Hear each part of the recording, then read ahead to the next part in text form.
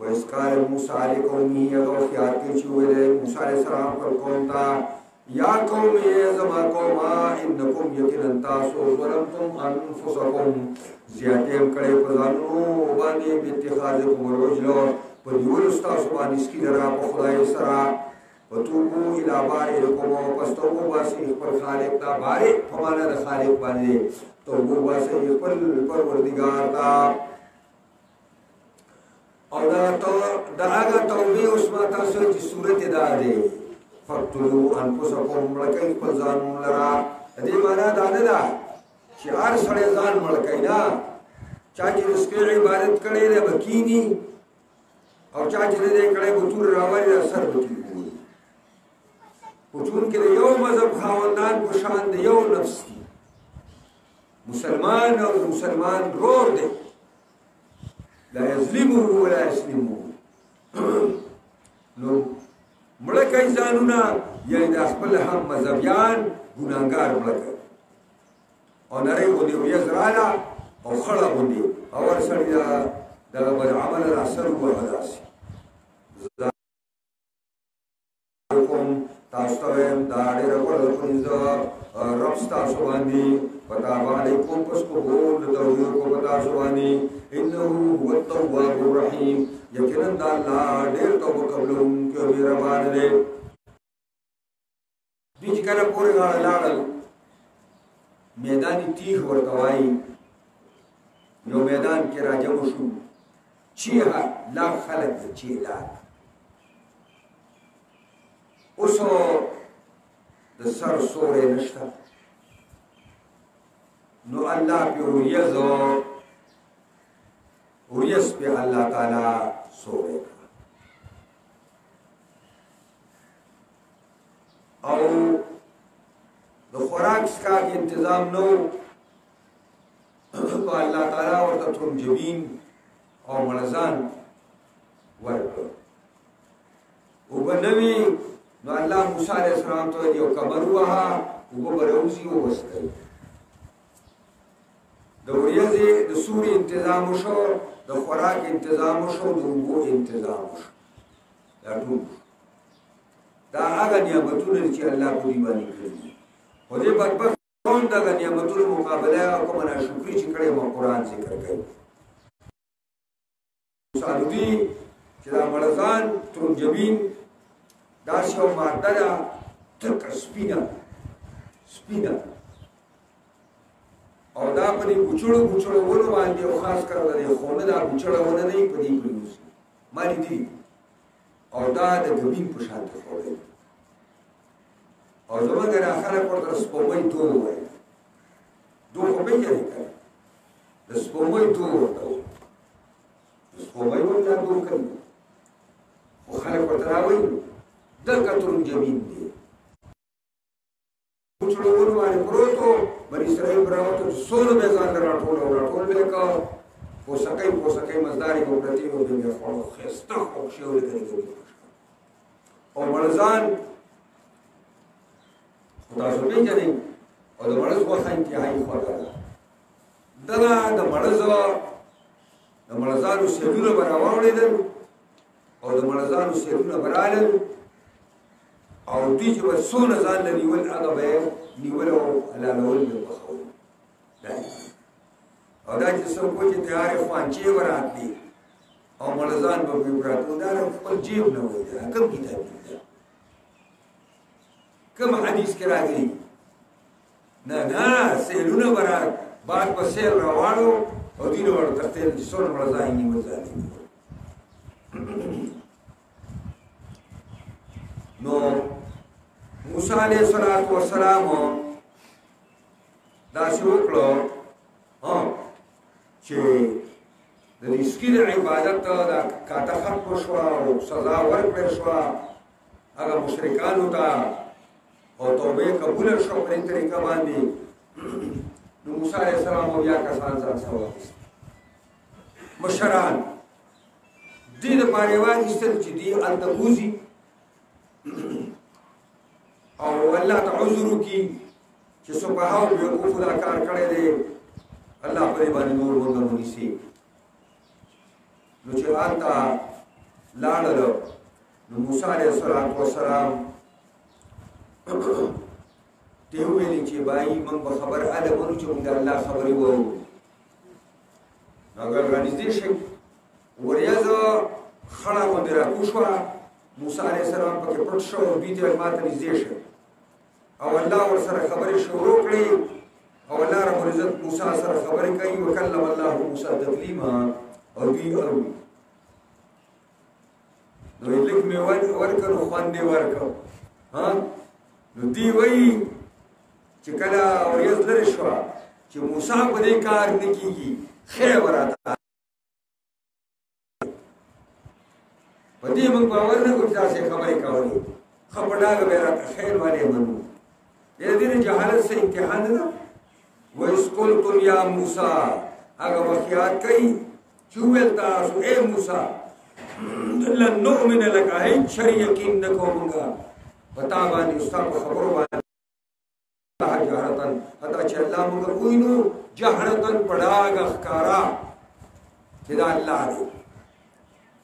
دوی چې دا خبره وکړه ناجایزه سوال یې وکړو فاخذتکم الصاعقة وانتم تنظرون پس اونیو تاسو لرا تندري عذاب وانتم تنظرون او حال دی چې تاسو ورته کتل اسمان نه اور را روان شو او دا بیا کسان پیسته وسوځېدل صاعقه تندري عذاب دی خو تندر د اوبو دی یو او یو د اور دی د اور په تندر باندې الله دا بیا واړه کسان اوسېدل مړ شو اوس موسی علیه السلام خفه شو په جواب چې ای ربا دا د بني اسرائیلو هغه غوره خلکو چې غوره یې لارسي چې هغه غوره یې لا څنګه وایي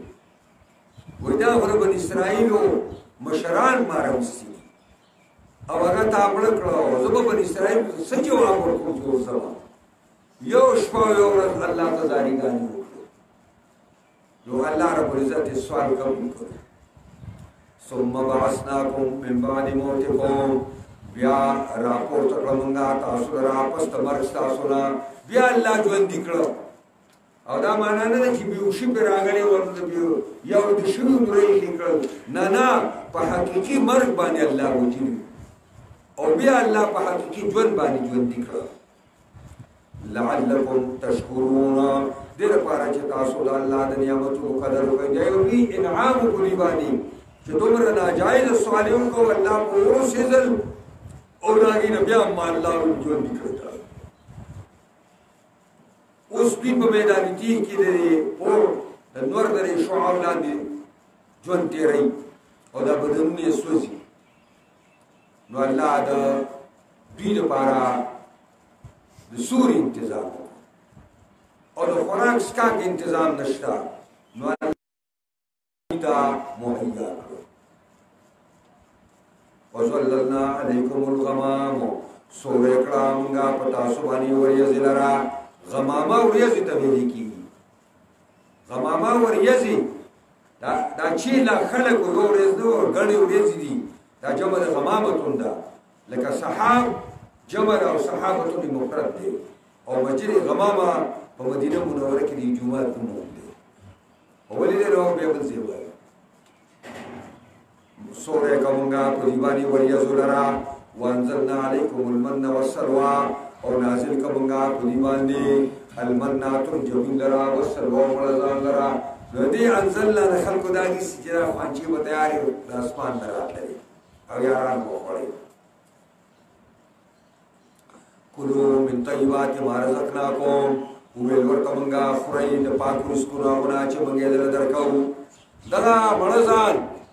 انتهایی ترسکون او ترنجبین انتهایی خوب دا دواړه چې یو ځای کې بل شان مزه کوي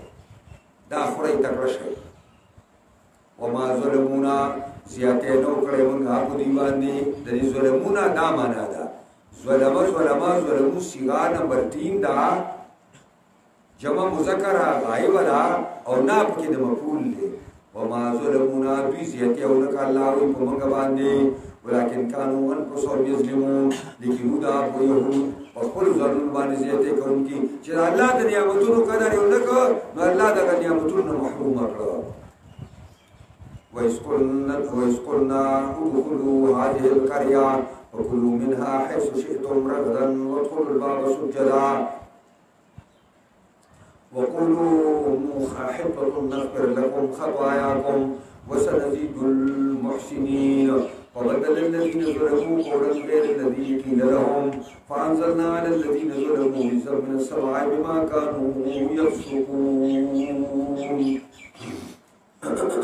دا وإذ قلنا أغا وخيات كي چوئل منگا ادخلوا هذه القرية دن شهيدي كريدا دا دوینا رستو مطالبه کړی دا چې موږ لا لمون خوړو چودي یو خوراکو لن نصبر على طعام واحد نیدلې نو موږ خو په یو طعام نو نشو ټینګېدلې نو چې نشو ټینګېدلې او دغه یو خوراک دی خواږه تر سکون دی او سار دی او ماښام موږ لا ټیپر مولې پکار دي وی پکار دي پیازونه پکار دي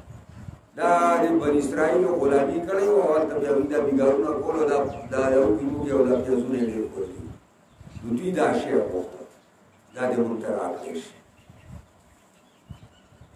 نو الله رب العزت ورته یو خار ته کوشي دا شی به ته بیا اوس پرش نو دا هغه ته اشاره ده چې عمالقه روسیږي په اریحا کې یعنې بیت المقدس کې لاړ شي هغې سره وجنګېږئ یې خار نیو باسئ دغه خار بستاسو شي او بیا به ځان له ټیپرم کړی او ګولۍ به هم کړی اوږه به هم کړی او بیا څه به کړی وإذ قلنا هغه وخت هم یاد کوئ چې وویل موږ ادخلوا هذه القرية دننه شئ دکه کلي ته دا خاریه ده ریحه فکلوا منها پس خورئ د پیداوار د دې نه د هغې د ترکارونو او د هغې د خوراکونو نه حيث شئتم كم يمشوا فيه رغدا فراغا او وادخلوا الباب سجدا دننه شئ دروازې د ښار ته په داسې حالت کې چې تضرع او عاجزي کوونکي یئ تاسو چې کله ورسېږئ او د ښار ته وردننوځئ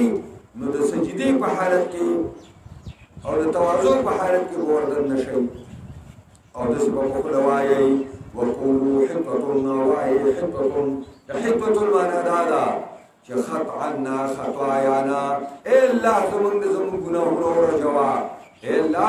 زمونږ د زمونږ ګناهونه ورجوه نغفر لكم خطاياكم لرو بخو مونږه تاسو ګناهونه وسنزيد المحسنين او زردا چې زیات به کوو مونږه نیکانو ته نیکي دوی نو تحبون او دې کړي د پیداوار نه پراخه خورئ خو دې دروازې ته چې ننوځئ په ښار باندې نو تضرع عاجزۍ سره ننوځئ او په خوله باندې دا وایي چې الله زموږ ګناهونه مونږه ته معاف نو دا داسې بېکاره قوم چې د سجدې په ځای باندې په کلاټو باندې ښویدل داسې العصایهم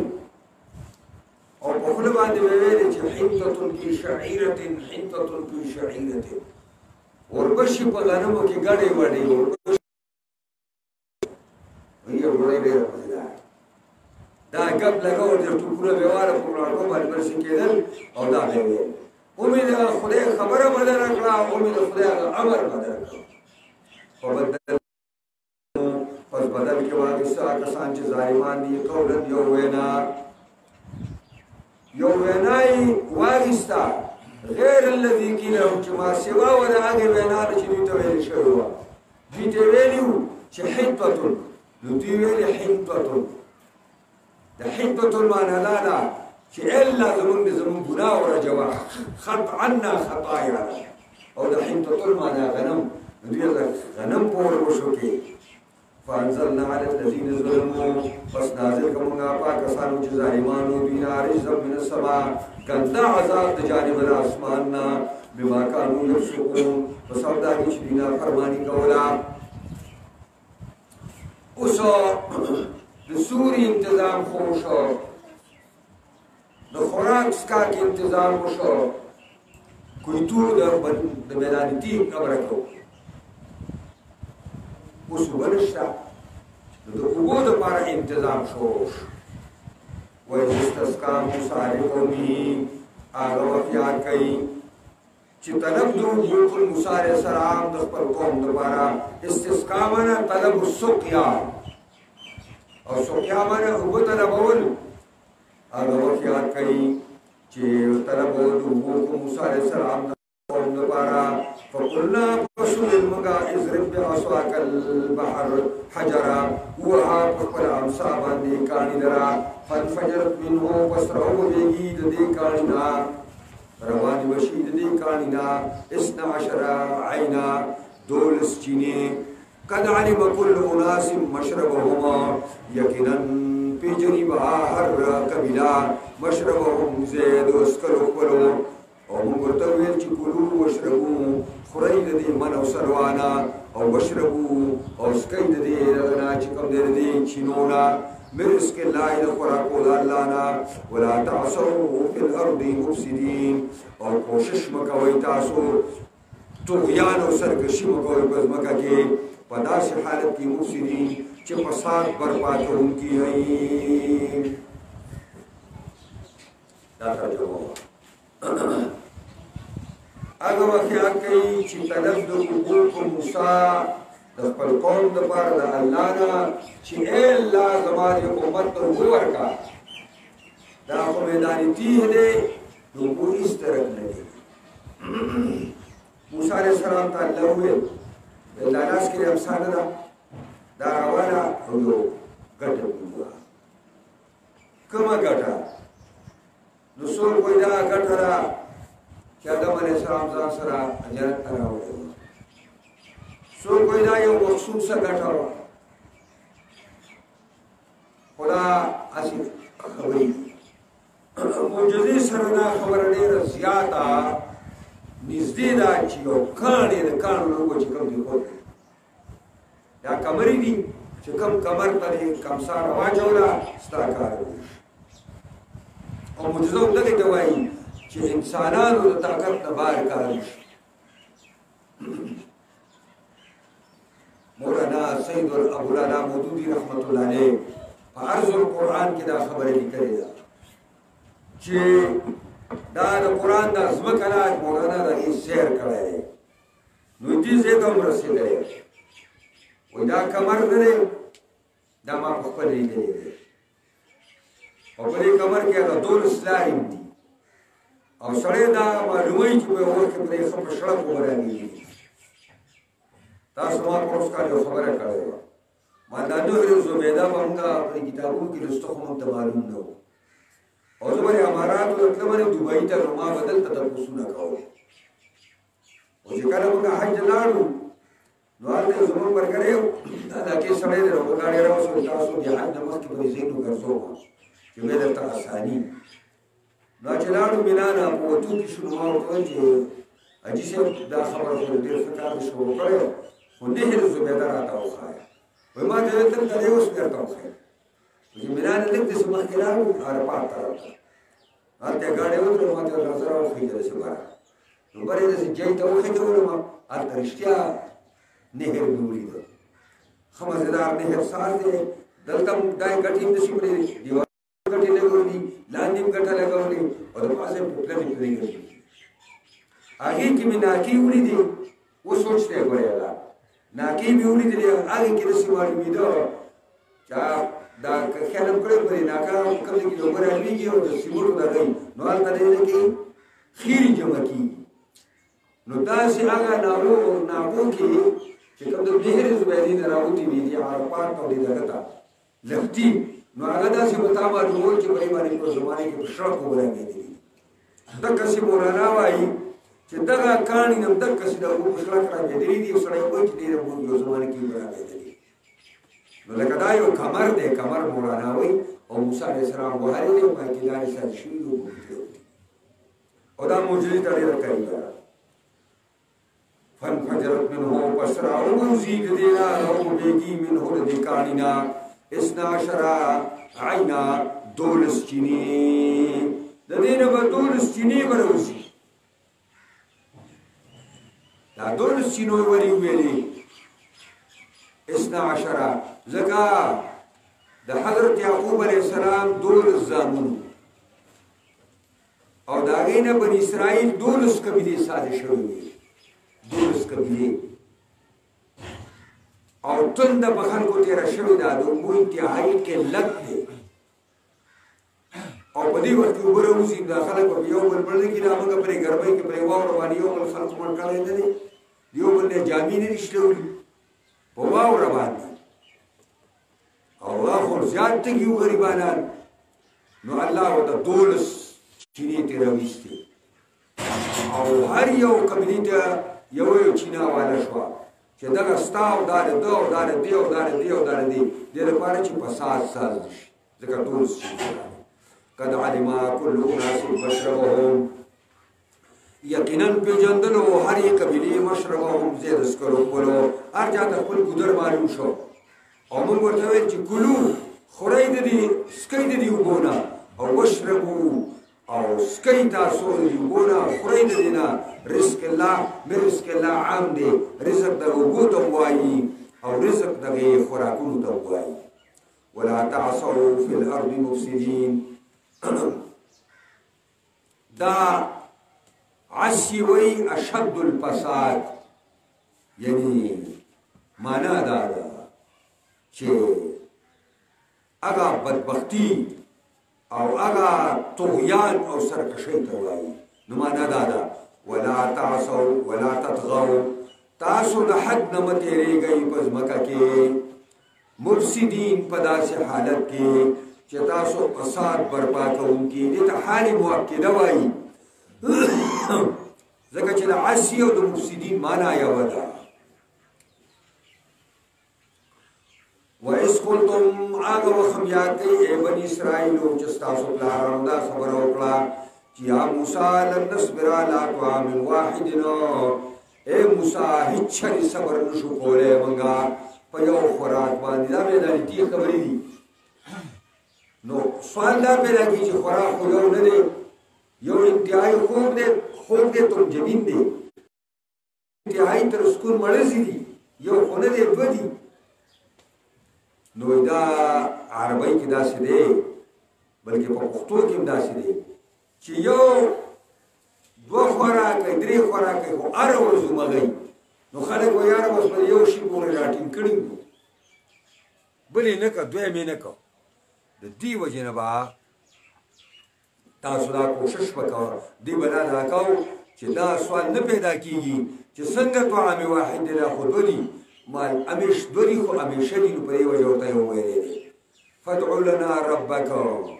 راوبله موږ دپاره خپل پروردګار الله ته سوال وکړه یخرج لنا چې راوباسي موږ دپاره مما تنبت الارض د هغو نه چې زرغونی هغې لره ځمکه او دا من بیان دی څه شی زرغونی من بقلها د ترکارو د دې نه بقل اصل کې ترکارو شینکو ته وایي د دې وجې نه په عربۍ کې بقاله هغه دکان ته وایي چې پای کې سبزي خرڅېږي خو اوس بقاله وی عامه کړې ده هر دکان ته وایي نو بقل معنا شینکي ترکاری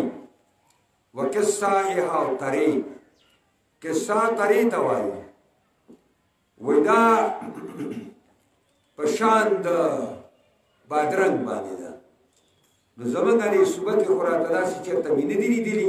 خو په دې پنډۍ کې مې یو ځل دا لیدلي دي کږې کږې ودي د لاس په شان داسې کږی او د غټې ګوتې وړی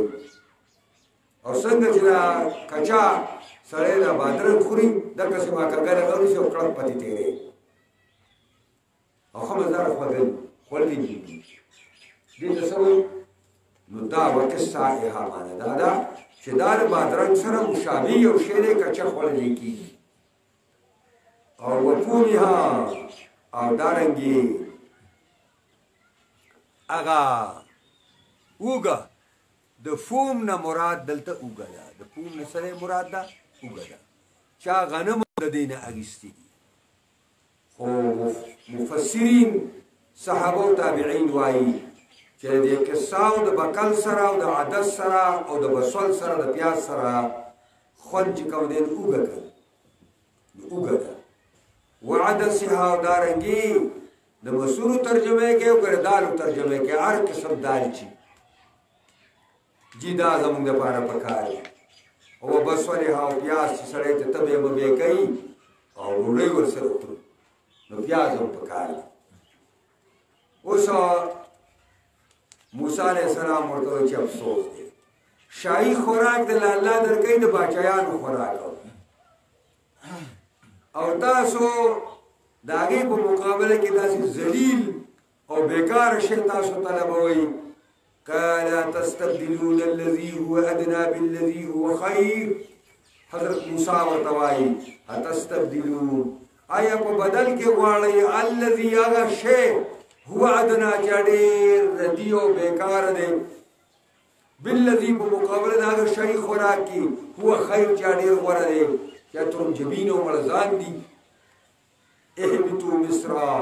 دنده شی او خار د خارون ته دې کې سوال د ساجت دی چې زه د الله نه سوال کوم یې ټیپر ورکړه بس زه یو خار ته کوشئ او د خار په ماڼو کې دا ټولې سبزۍ کېږي. اهبطوا مصر دنده شی او خار د خارون ته فإن لكم ما سألتم یقینا تاسو ته ملاویدی شي هغه شی چې تاسو غواړئ. وضربت عليهم الذلة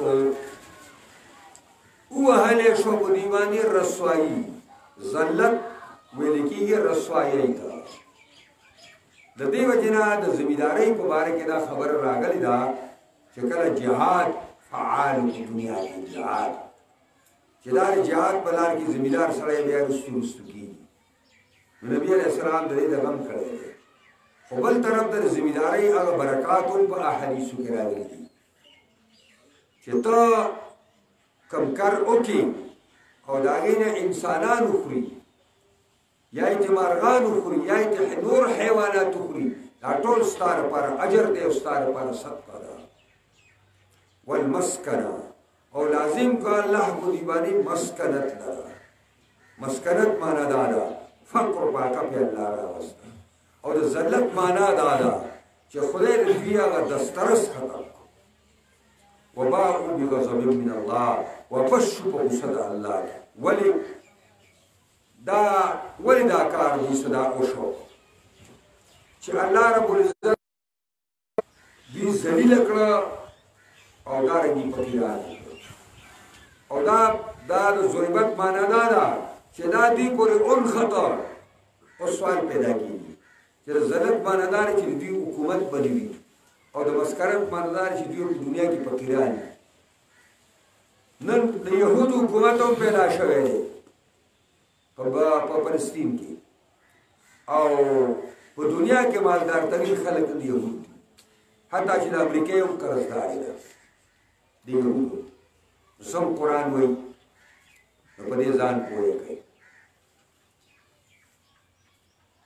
چې حکومت د دوی نشته. مولانا مودودي رحمت الله علیه لیکلي وي دا خو د چین او د روس او د برطانیې او د امریکې د اسلحې ډیپو دی او د اسرائیل د حکومت په فلسطین کې د دې مثال د ناصر مولانا ښودلی دی. کینسر بیماری ده کینسر او حکومت یې نشته دا خو یو بوټی دی مولانا وایي برطانیې کرلی دی او افکاري دا یې امریکې کړې ده مالي تعاون او افرادي قوت دا ول روس ورکړي. ګور روس پسې چل کوو ویل یهودیان وژني یهودیان یې راګیر کړي نه وجلې نه تنګولي او د ویانو په لار باندې بیا فلسطین ته رالېږل چې هلته یو شر ځای احساس کړو د شر حکومت قایم کړو حکومت یې نشته. مولانا وایي که د 5 منټو لپاره دا برطانیه او دا امریکا ته لاس واري د 5 منټه به حکومت پاتې شي او قرآن بل ځای ویلي دي چې نو دوی حکومت به نه وي ذلیل به وي او مسکنت به نه وي الا بحبل من الله وحبل من الناس. مګر الله روسۍ لاندې راغله او دا یهودیت یې پرېښودو نو بیا به حکومت راځي او بحبل من الناس معنی دا ده لکه برطانیې او امریکې چې ورته دا یې معنی قرآن کې فرق نه راځي دا خبره او په ځای باندې ذلك بأنهم كانوا يكفرون بآيات الله ويقتلون النبيين بغير الحق ذلك بما عصوا وكانوا يعتدون دا الله دې دا سزا ولې ورکړه چې ذلیل یې کړه او فقیران یې کړه او په خپله غوسه کې راوستل دا ولې ذلك بأنهم دا په سبب د دې باندې چې یقینا دا یهود کانو دوی یکفرون بآیات الله انکار به کوي یہ خبیثانو دا اللہ آیاتونه نه منل نمبر 1 ويقتلون النبیین او وجنی پیغمبرانو لرا پیغمبران علیهم السلام به وجل او قرآن تعبیر په یقتلون سره وکړو مضارع سره وکړو مضارع در آینده زمانه موجود سره تعلق ساتي یعنی اوس هم د رسول الله د قتل در پیو په دې مدینه کې هم د نبی علیه السلام د قتل لپاره دیو منسوبې سازولې نو یقتلون النبی پیغمبران به وجل او بغیر حق پیغمبر وجل همیشه نه حق ای شرمولو لپاره راټکېږي اوس دا یو ناشنا خبره ده چې آیاتونه نه منل او د الله پیغمبران هم څوک وژني بما عصوا دا سبب دی چې د مخکې نه ګناهګار په دې یهودو کې ګډ ګډ ګناهونه پراته وو د هغې ګډو ګډو ګناهونو سره مختشم وو د هغې په وجه دلیران شو زړور شو د الله آیاتونو نه انکار کو د الله پیغمبران وجل او داسې هم شوي دي چې په یو ورځ باندې بې شماره پیغمبران وجلي دي بې شماره پیغمبران 120 پیغمبران په یو ورځ شهیدان او حقانی و ربانی علماء را پایلاولی یو 300 علماء حقانی ربانی شهیدان او مفسرین په آخر کې داغي بازار چې کوم بازار کې دا پیغمبرانو وجلې شو او دا علماء وجلې شو هغه بازار دومره ګرم چلېده چې تاول سار د مخې پرې بازار کې ایستلی شي داسې داړونه سر شوي او دا ګناهونه یې ولې کول وکانو یعتدون او دوی د مخکې نه زیاتې کوونکي نو دا علما وایي چې دې ګناه عموق سړی په مزه مزه اړي بیا ورور د پلار په جیب کې پلار یې دوی په جیب کې وله ګوتې وهي د پلار بالښت لاندې چېرته پیسې بیسې ګوري دا په کور کې دا کار شو نو بیا دې کوڅو ته راوځي نو بیا په دې کلي کې غلا کوي دې کلي نه بیا اوس تخبۍ بازار ته وځي بیا پېښور ته شي صوبې ته وځي نو بیا د اقوامي غلطې سازي حالانکې شروع د کوم ځای نه وشوه د یوې هنډې نه شوې وه دقسې دې کفارو یهودو واړه واړه ګناهونه کول نو غټ غټ ګناهونه یې شروع نو د غټو غټو ګناهونو په نتیجه کې پیغمبران وجل شروع د الله د آیاتونو نه انکار شروع ځکه د ګناه عموق سړی په مزه مزه باندې ګوره راشي خلک یې کوي نو زمونږ کله داسې جماعتیان غوندې داسې دا دوره دغه غوندې دا دورنګې غوندې جماعتیان شته بېکاره دي نو هغه په دې مخکې انتخاباتو کې زموږ غوږونو ته دا راغلي چې ارکان جماعت هم په دې خلکو کې شامل شوي دیږي د ټرانسفارمر دپاره مونږ یو جماعتو اداره شوي خفه کېږئ وایي په زه ګډ جماعتي ځای وایم خیال هم دی دا دوه ډزې نو هغه په دې طریقه باندې نو چې هغه اول نه راسپېمې چې ترمیم کړي چې دغه ناکاره خلکو ته ورشي لکه مرداره کې خوا کې چې دې سره موږ پرېږدي یا بیا هغه داسې لیوه ساه شي چې هغه غیر مخکې شي ځکه شیطان داسې سړي پسې بیا ډېر زور کوي داسې پرې شوی لیونی دنه ساز کړي اوري او بیا دغه شي او بیا وروسته بلکل ورته هغه سره نو پس هغه داسې دا دماغ مسخه شي چې په لا یعرف معروفا ولا منکرا بیا لاړ شي امونږ مسول کورونه خو بس باثره خلک وګورئ باثره څه ته ما ته وګورئ یو عالم د ځان سمرګری کړی په ژوند کې تللی دی جماعت ته او دا خان ملک چې راولي دا باثره خلک نو تا سره چې کله ستا لاس کې سره رالي شي سبا له ته ورته وګورې بل سره موږ څه پرې دا پرې دودی کې پرې مخکې درې څلور کاله کې دونه کسان راغلل پرې چې افسره کې او چې اقتدار رانه دی بیا راغلی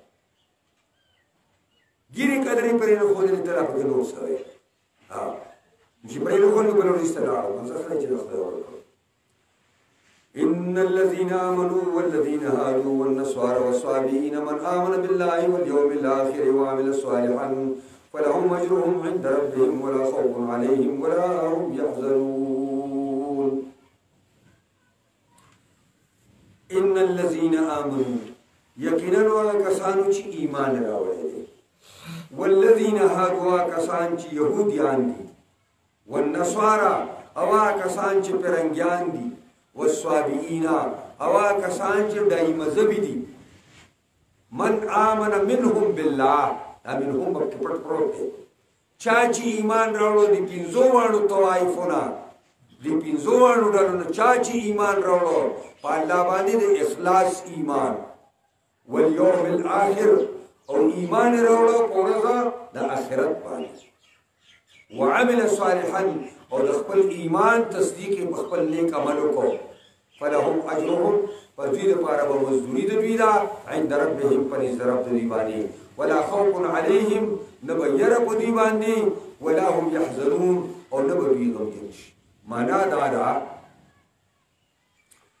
ان الذين امنوا يقينا کسان چې ایمان راوړي دي خدا یو ترجمه لري دا ده چې دا منافقانه ایمان دی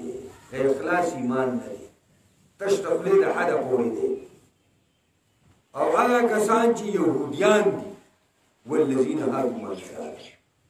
او هغه کسان چې نصارا یعنی پرنګیان دي او والصابئین هغه دای مذهبي صابئین دي ته وایي دا يهود او نصاراونه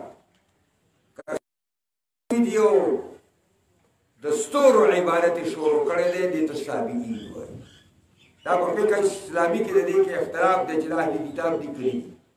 دا صابئین په معنا یې لنډه دا دای مذهب دا مذهب رضا الله ثاني خبر نه لو پاګه عمل کاوه دې ته موږ ورته حق دی که باطل دی قرآن دا فرمایي چې دا الله دروازه د اسلام دروازه ټول ته کولاو ده کله منافق صحیح ایمان راوړي دی چې جهاد ورته لار کولاو ده که یهودی مسلمانی گلار ورته کولاو ده که پرنګي مسلمانی گلار ورته کولاو ده که دای مذهب مسلمانی گلار ورته کولاو ده چا چې د دین ایمان په الله او په قیامت راوړو او عمل د نیکۍ وکړو د دې لپاره دې مزدوري ده پرې ضرب نه به پیری آینده او نه به دې غمجن شي په تېر حالاتو باندې وإذ أخذنا ميثاقكم ورفعنا فوقكم الطور خذوا ما آتيناكم بقوة واذكروا ما فيه لعلكم تتقون ثم توليتم من بعد ذلك فلولا فضل الله عليكم ورحمته لكنتم من الخاسرين ولقد علمتم الذين اعتدوا منكم في السبت فقلنا لهم كونوا قردة خاسئين فجعلناها نكالا لما بين يديها وما خلفها وموعظة للمتقين الله فرمائي ورفعنا فوقكم الطور پورته کمنګا پتا سو باندې کوئی طور لرا او ویل درته منګا ورسپټ پروت ته چې خضوع ماته نه اونی سی اگا چه منگی لدرکو بی قوت بجد و اجتحاد او وذکروا ما فیه یاد کیا سبقونه چې مری کتاب کې دي لعلکم تتقون دې لپاره چې ځان بچ کړئ د خلاف ورزۍ د الله نه دا هم د یهودو سره خبره ده موسی علیه السلام ځان سره کسان بوتلی تورات راوړي تورات شریف چې تورات راوړي موسی علیه السلام ته چې تورات ملاو شو دي ته وښوده چې دا د احکام پکې دي ویل دا به چا پلار ومني دې ته به څوک ټینګ شي دا زمونږ را مسلمانان چې ته ورته خبره د شریعت وکړي که نه یاره وایي چې شریعت ته به څوک ټینګ شي دا ګوره اوسنۍ خبره نه د منافقانو د پخوانۍ خبره ده چې شریعت ته به څوک ټینګ شي دوی ته چې دا خبره وشوه نو دوی ویلې چې موسی علیه السلام ته و چې دا به څوک ومني نو الله رب العزت پیدا کلتور داسې روچت کړو کانها ظله روچت یې که یا دوی ته په خیال کې راغی چې را باندې روچت یې کړو دواړه یې ترجمې دي چې منئ که نه نو دوی دا یوه دا ګسه وریځه یې پرې دغه باندې کېښوده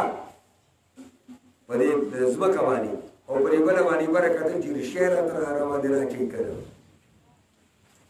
اوس هم وایي ته کله چې یو یهودي خبیثینې نو چې سجده لګوي دا یوه دا ګسه وریځه لګوي او دا چرې کړی دا هغه د پلارانو هغه ډېر ښه سنت یې دی هغه یې ژوندی کړی دی پوهېږئ په دې باندې نو دوی برابره ورته کتل چې رښتیا را باندې راچوي که نه نو قرآن وایي چې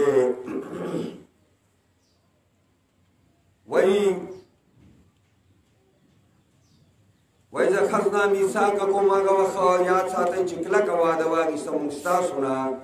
ورفعنا فوقکم الطور او پورته کړه موږ په تاسو باندې کوهي طور لره چې منئ که نه او درته مو ویل چې خذو ما اتیناکم ونیسئ عمل وکئ ما په هغه کتاب او درسونو او احکامو باندې چې موږ یې تاسو اتیناکم چې موږ یې تاسو ته درکوو بجد و اجتهاد په پوره مضبوطۍ سره په پوره کلکوالي سره د اوانې ځان سره او وذکروا ما فی یاد کړئ هغه درسونه چې ملیږي آسماني کتاب دې دپاره راځي چې په دې به عمل کوئ او د دې درسونه به یې ځان سره یاد ساتئ ځکه خو جناب رسول الله صلی الله علیه وسلم ته جبریل راته او هره روژه کې به ورته قرآن دوباره اورو او چې په کوم کال د دې پاني دنیا نه ته نو دوه ځله یې ورته واورو قرآن یې ورته دوه ځله واورو همدغه وجه نه چې علما حقاني او رباني دا روجې د دې قرآن دپاره خاصې کړي دي چې مسلمانانو ته د قرآن درسونه په کال کې کم از کم چې ټول خو واوري که نه ټول واوري نو وذکروا ما فیه یاد کړئ هغه درسونه چې په دې کتاب کې دي یهودو ته وایي لعلکم تتقون دې لپاره چې تاسو ځان بچ کړئ د خلاف ورزۍ د الله نه متقیان درنه ساز شي ګوره د یو کتاب منونکي والا متقیان سازېږي چې هغه دا کتاب درسونه کوي او دا کتاب باندې ځان پوهې کوي نو هغه به متقیان سازېږي خو چې سړی نه متقي کېږي ثم تولیتم من بعد ذلک بیا واوړئ تاسو من بعد ذلک وروسته د دې نه یعنې هغه کتاب درکړی شو تاسو خبره ومنله او وروستم بیا د هغې نه مخ واړو چې کله هغه غر یې پرې اوچت کړو نو ویل سمعنا واطعنا چې غر به یې په ځای شو دوی را روان شو کلي ته راغلل نو د سمعنا او د اطعنا په ځای باندې ویلې چې نه منو پوهېږئ سمعنا وعصینا واورېده خو منو نه نافرماني کوو فلولا فضل الله علیکم که نه وی مهرباني د الله په تاسو باندې فضل استعمالېږي په دنیایي نعمتونو کې ورحمته مهرباني د الله په آخرت کې رباني نه وی لکنتم من الخاسرین نو وی به تاسو نه زیانکارانو ولقد علمتم الذين اعتدوا منكم في السبت وقلنا لهم كونوا قردة خاسئين دا یو بل قباحت الله د یهودو ذکر کوي انطاکیه نومې ښار دی د سمندر او د سیند په غاړه باندې آباد دی او د هغې خلکو عام طور سره د ښکار د میانو د ښکار عادت هر چا باندې الله تعالی په خپل شي باندې چې د کوم شي سره ډېر شغف وي هغې باندې په امتحان راوړي مګر یې دنیا سره ډېر لګاو احساس کړی و او دا دنیا ډېره غوټه شوې وه مونځ ته تې اوزګار نه و د دین کار ته تې اوزګار نه و عرض هم کوله دا وبا چې الله راوسته خلک راړه په کورونو کې ننوته دوکانونه پورې شو فیکټرۍ بندې شوې هوایي جهازونه بند شو، تجارتي جهازونه بند شو، هر شی په ځای باندې ودرېده او لاړ دنیا پر رسمه دنیا په ګوتو باندې ننوتل. دا کېږي داسې که دقسې دوی لوبه وه. دې باندې الله ازمایش وکړو چې تاسو به ښکار به د هفتې په ورځ باندې چې ستاسو دا منووئ او د عبادت لپاره خاصه کړه په ځان هم نه وه، همدلته د جمعې وعده کړې وه الله وایي او تاسو خاصه کړه. اوس به د جمعې د هفتې په ورځ به ښکار نه کوو، نو به دوی نه کوو په میانو پسې غریبانان لیوني شو چې کله به د هفتې ورځ راغله قرآن بل ځای وایي دا میان به د اوبو په سر باندې سیلونه ګرځېدل او دوی به ورته کتل چې کله به د خالي ورځ تېره شوه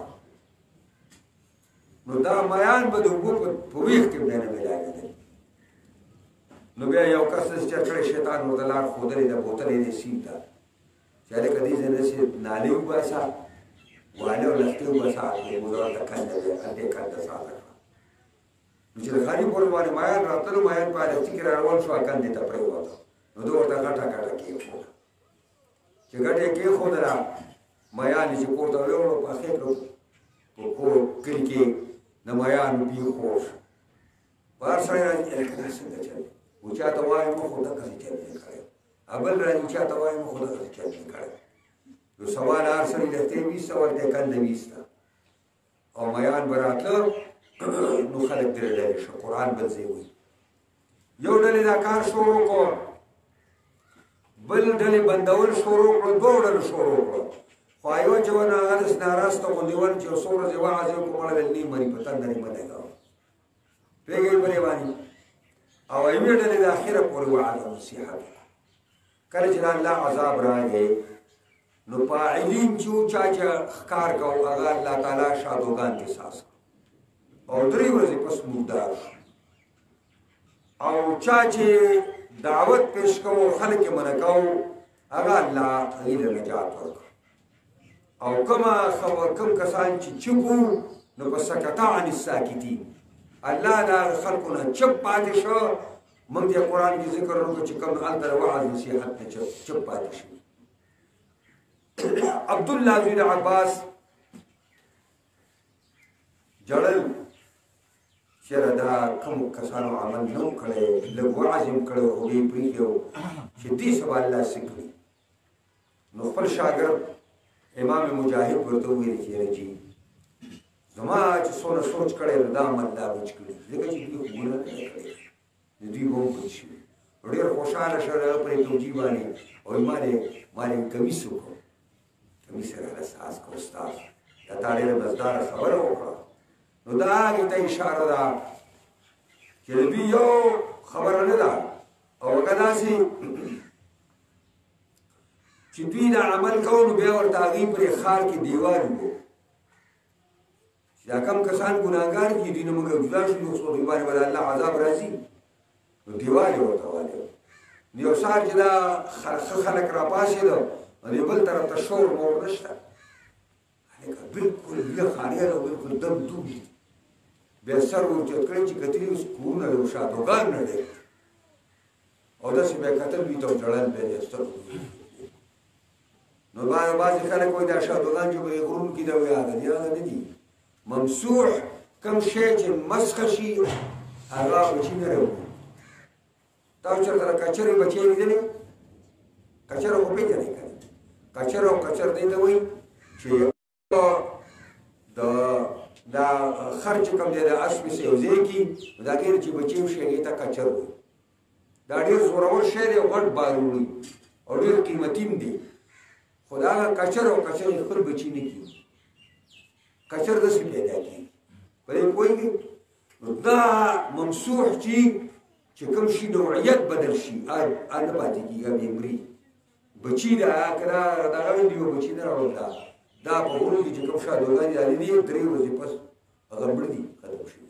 تاسو ګورئ ولقد علمتم الذين اعتدوا منكم في السبت یقینا پیژنئ تاسو هغه کسان چې زیاتې کړی ستاسو نه په عزت د هفتې کې هم درته ښه معلوم دي تاسو هغه خلک نه یئ چې شادوګان وایي شادوګان ترې نسات شوي وو د دې وجې نه کله به چې مسلمانانو یهودیان ولیدل که نه